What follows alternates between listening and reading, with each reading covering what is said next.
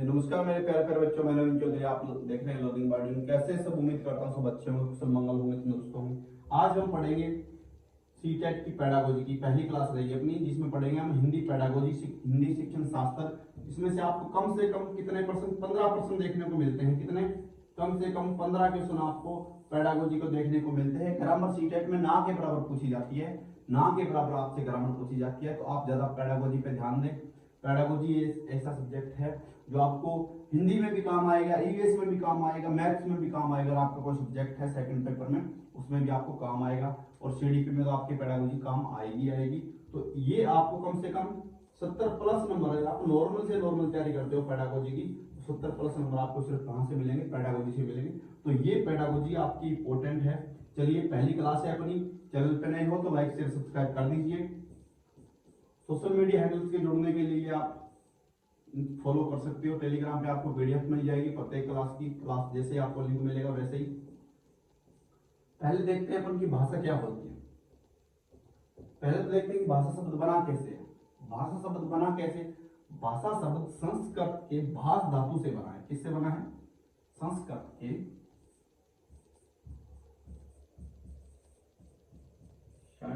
के भाष धातु से। किससे?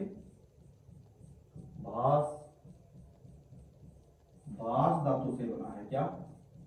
भाषा शब्द। बताइए, संस्कृत के भाष धातु से बना है क्या आपका भाषा शब्द, जिसका अर्थ क्या होता है भाई? उसका अर्थ होता है प्रकट करना, अपने विचारों को प्रकट करना। क्या होता है इसका अर्थ? प्रकट करना, अपने विचारों को प्रकट करना, अपने भावों को प्रकट करना, अपनी बात को दूसरे के सामने प्रकट करना या दूसरे की बात को सुनना। वैसे देखा जाए तो प्रकट करना ही होता है। तो चाहे सामने वाला प्रकट करे या आप प्रकट करो, वो होता है भाष धातु का अर्थ।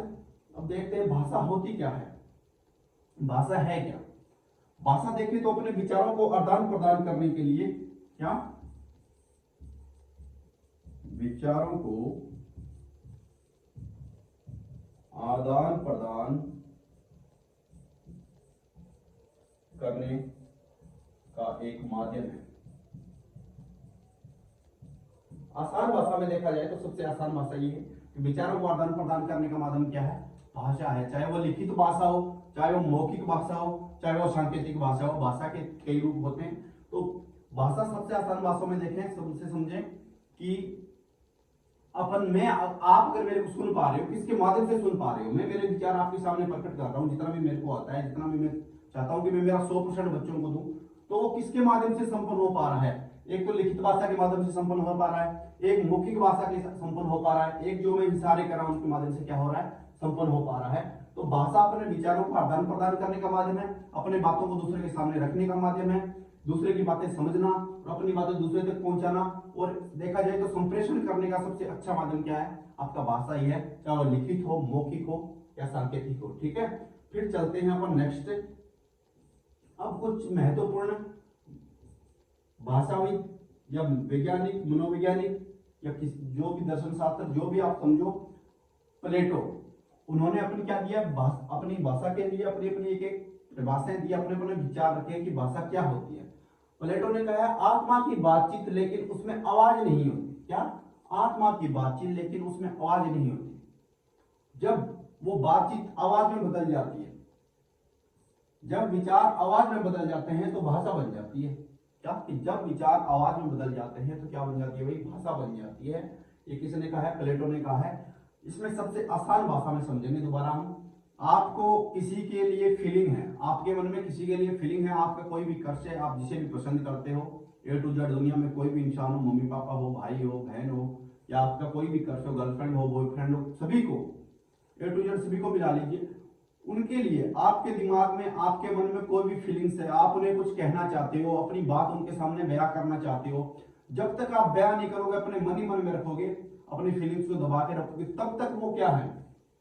आत्मा की बातचीत है। क्या है? उसमें आवाज नहीं है। क्या है? आत्मा की बातचीत है, उसमें आवाज नहीं है। आप उसे कह नहीं रहे हो कि I like you, I love you, I miss you. जो भी आपके दिमाग में चल रहा है, जो भी आपके दिल में चल रहा है, वो सारा जो आपके मुंह से निकल के आपने लिख के कभी भी किसी को नहीं दिया है, आपके दिमाग में ही है और आप कहना चाहते हो अगले को।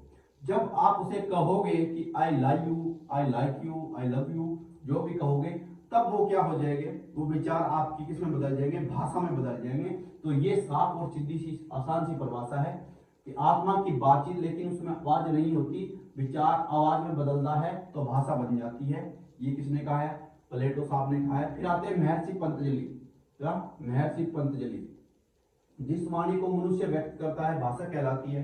मैं व्यक्त कर रहा हूँ वो भाषा है, आप व्यक्त कर रहे हो वो भाषा है, आप कहीं से सुन रहे हो वो भी भाषा है। अपनी हिंदी भाषा है, किसी की मलयालम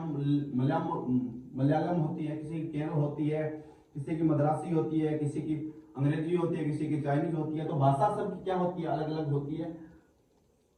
ठीक है, ये कहा है पतंजलि ने। फिर आता है डॉक्टर स्वीट, ध्वन्यात्मक शब्दों द्वारा विचारों को प्रकट करना ही भाषा है। ध्वन्यात्मक शब्दों को ध्वनि के साथ अपने मन के शब्दों को प्रकट करना क्या होती है, भाषा होती है। ये कहा डॉक्टर स्वीट ने। फिर आते हैं बाबूराम सक्सेना, जिन ध्वनि चिन्हों द्वारा मनुष्य आपस में विचार विमर्श करता है उसे भाषा कहते हैं। जिन ध्वनि चिन्हों द्वारा, ध्वनि चिन्ह लिखित भी हो सकते हैं, मौखिक भी हो सकते हैं, सांकेतिक भी हो सकते हैं। अगर आप किसी को बुला रहे हो इशारे से, आप बोलोगे इधर आओ, तो वो क्या है, चुपचाप बोल के भी आप इधर करते हो तो सामने वाला आ जाता है इशारे से, वो क्या होता है, सांकेतिक भाषा होती है। जिन ध्वनि चिन्हों द्वारा मनुष्य आपस में विचार विमर्श करता है उसे भाषा कहते हैं। ये थे कुछ भाषा की इंपॉर्टेंट परिभाषाएं। परिभाषाएं आप ज्यादा याद मत कीजिए, इन पर ध्यान मत दीजिए, थ्योरी पे ज्यादा ध्यान दीजिए, क्योंकि सीटेट में थ्योरिकल पर्सन ज्यादा पूछे जाते हैं। फिर आता है भाषा सीखने का मनोवैज्ञानिक तरीका, कि भाषा कैसे सीखी जा सकती है। भाषा सीखने के लिए 3 तत्व जरूरी है। कौन से 3? जिसमें पहला है आपका जिज्ञासा, फिर आपका अनुकरण, फिर आपका क्या, अभ्यास। जिज्ञासा, अगर आपको भाषा सीखनी है, आप कुछ भी सीखना है, चाहे आपको पेडागोजी भी सीख रहे हो या भाषा भी सीख रहे हो, आप तब तक नहीं सीखते जब तक आपके अंदर जिज्ञासा नहीं है, आपके अंदर सीखने का लालच नहीं है। जब तक, जिज्ञासा क्या है, किसी को जानने की इच्छा, किसी को जानने की इच्छा।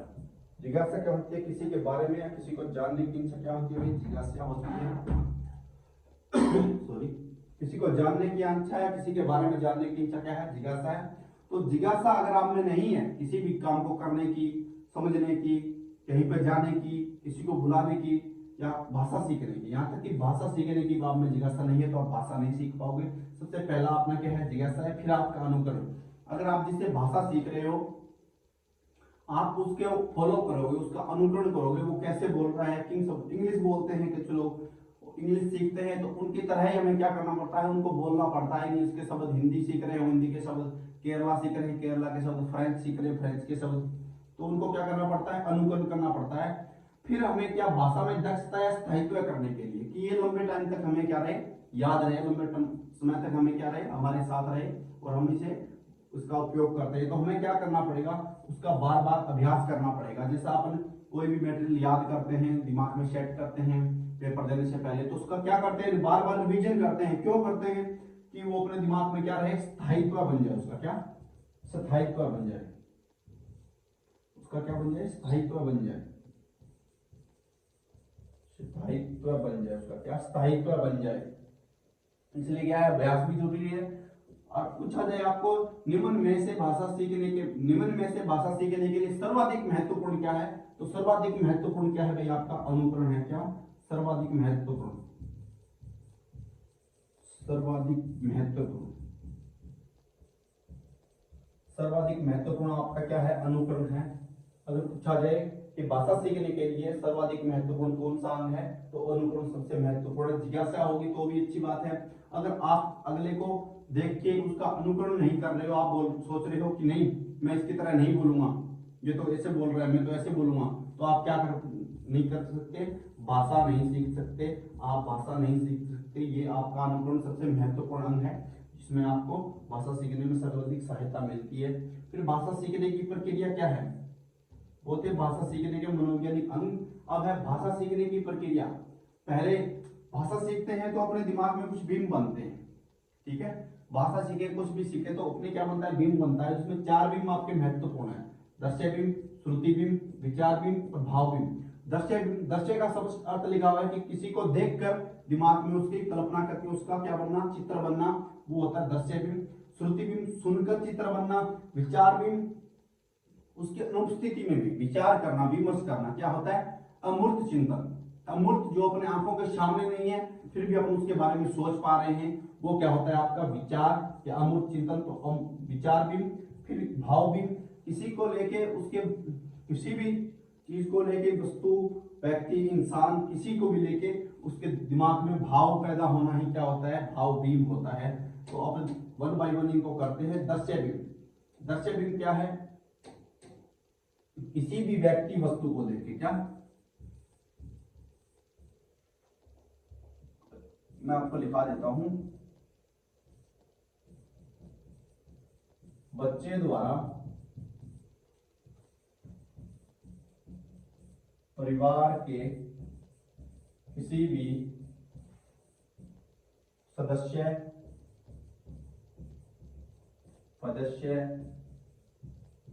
व्यक्ति, वस्तु या जीव जंतु का,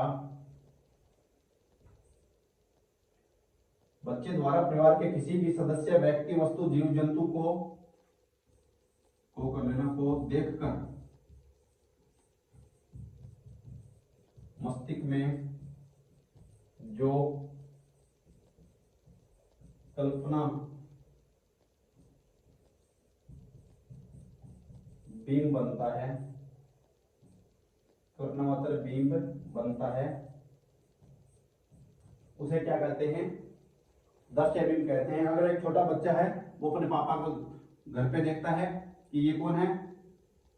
पापा है, मम्मी है, भाई है, दादा है, दादी है, गाय है, भैंस है, बिल्ली है, कुत्ता है। जिसको भी देखता है, देखकर अपने दिमाग में उसकी क्या एक छवि बना लेता है, वो क्या होता है? आपका दृश्य बिंब होता है।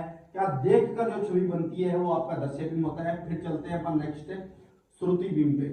श्रुति बिंब पे, श्रुति बिंब क्या होता है? मतलब परिवार का बच्चा परिवार के सदस्यों द्वारा किसी का भी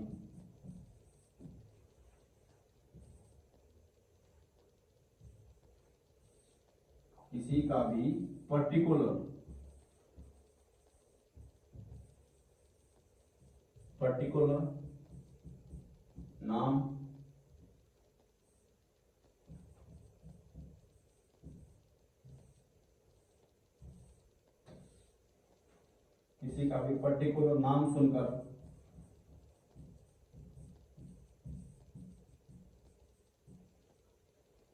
कि बच्चे द्वारा, परिवार के सदस्यों द्वारा किसी का भी पर्टिकुलर नाम सुनकर दिमाग में उसकी छवि बन जाना। पहले क्या था? दृश्य। अब है क्या? श्रुति। अब है सुनकर जो दिमाग में बिंब बनता है वो होगा श्रुति बिंब, और जो देखकर जो बिंब बनता है वो क्या होता है? दृश्य बिंब।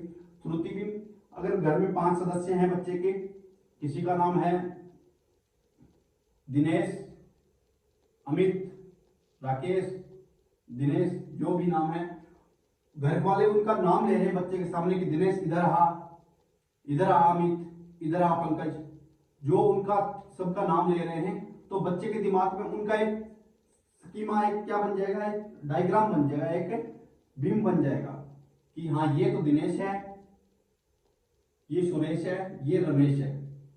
उनका जो कल्पना मात्र चित्र बनता है वो क्या होता है? श्रुति बिंब। उनके नाम सुनकर, पर्टिकुलर नाम सुनकर, ये गाय है, ये भैंस है, ये बिल्ली है, वो समझने लग जाता है। किससे? उनके शब्द सुनकर कि हाँ इसके लिए तो, इसको तो गाय बोल रहे हैं, इसको बिल्ली बोल रहे हैं, वो क्या होता है? आपका श्रुति बिंब। ठीक है, फिर चलते हैं नेक्स्ट, विचार बिंब। जब वस्तु की अनुपस्थिति हो, अब बच्चे ने नाम सुना क्या? गाय, गाय, फिर सुना भैंस, कुत्ता, ठीक है, किताब, पेन, बच्चे ने जो भी नाम सुने। जैसे ही दृश्य बिंब और श्रुति बिंब परिपक्व हो जाते हैं तो विचार बिंब क्या होता है? बन जाता है। दृश्य बिंब और श्रुति बिंब पहले और दूसरे परिपक्व होते हैं, तीसरा आपका विचार बिंब बन जाता है। विचार बिंब क्या होता है? मस्तिष्क प्रधान होता है भाई। क्या? मस्तिष्क प्रधान होता है, मस्तिष्क प्रधान होता है। ठीक है, क्योंकि विचार करना किससे रिलेटेड है? चिंतन करना किससे रिलेटेड है, आपके दिमाग से रिलेटेड है। तो विचार बिंब क्या है, आपका मस्तिष्क प्रधान होता है। इसमें गाय भैंस कुत्ता बिल्ली जो भी बच्चा नाम सुनता है उनको उनकी अनुपस्थिति में भी, अगर आप बच्चे के जब बच्चे के विचार बिंब विकसित हो जाता है तो क्या होता है, अगर बच्चे के सामने आप गाय नाम लोगे तो बच्चा क्या करेगा, गाय की आपको विशेषताएं बता देगा कि गाय दूध देती है, उसके 2 कान होते हैं, 2 सींग होते हैं, 4 थन होते हैं, 4 पैर होते हैं, गाय घास खाती है। तो गाय एक पालतू पशु है जो घरों में पाली जाती है। वो क्या उसकी अनुपस्थिति में भी आपको उसके बारे में बता देगा, उस पर विचार विमर्श करने लग जाएगा। तो वो क्या होता है आपका विचार बिंब। ठीक है, फिर चलते हैं भाव बिंब। पहले आपको बता दूं भाव क्या होता है। भाव क्या होता है भाई, हृदय से होता है। क्या होता है, हृदय से होता है। तो हृदय प्रधान होता है क्या, भाव बिंब हृदय प्रधान होता है। और विचार बिंब आपके क्या होता है, मस्तिष्क प्रधान होता है। भाव बिंब हृदय प्रधान होता है, मस्तिष्क बिंब क्या होता है, वो सॉरी विचार बिंब क्या होता है, मस्तिष्क प्रधान होता है। क्योंकि भाव आप एक हृदय से, अगर दयावान व्यक्ति हो तो ही आप किसी को लेके क्या है, आपको दया भाव है, तो वो क्या है, आपका भाव है। जैसे गाय अपनी माता है, क्या गाय हमारी माता है, गाय हमारी माता है। विचार बिंब जब परिपक्व हो जाएगा तो आपका क्या होगा, भाव बिंब बनेगा। क्या विचार बिंब क्या होता है, वस्तु की अनुपस्थिति में भी बच्चे द्वारा उस वस्तु व्यक्ति इंसान की विशेषताएं बताना या उसके बारे में विचार विमर्श करना, विचार बिंब। फिर क्या होता है, उसकी उपस्थिति या अनुपस्थिति में उसके हृदय में जो भी भाव है उसको लेके जो लगाव है वो जो उत्पन्न हो जाते हैं, तो क्या हो जाता है, आपका भाव बिंब बन जाता है। ये थी अपनी आज हिंदी की पेडागोजी की छोटी सी क्लास। आपको एक प्रश्न अवश्य देखने को मिलेगा, भाषा के 7-8 प्रश्न पूछे जाते हैं। अगर वीडियो अच्छे लगे हो तो लाइक शेयर सब्सक्राइब कर दीजिए, अपने दोस्तों के साथ शेयर कीजिए। मिलते हैं कल की क्लास में, सभी को all the best of luck.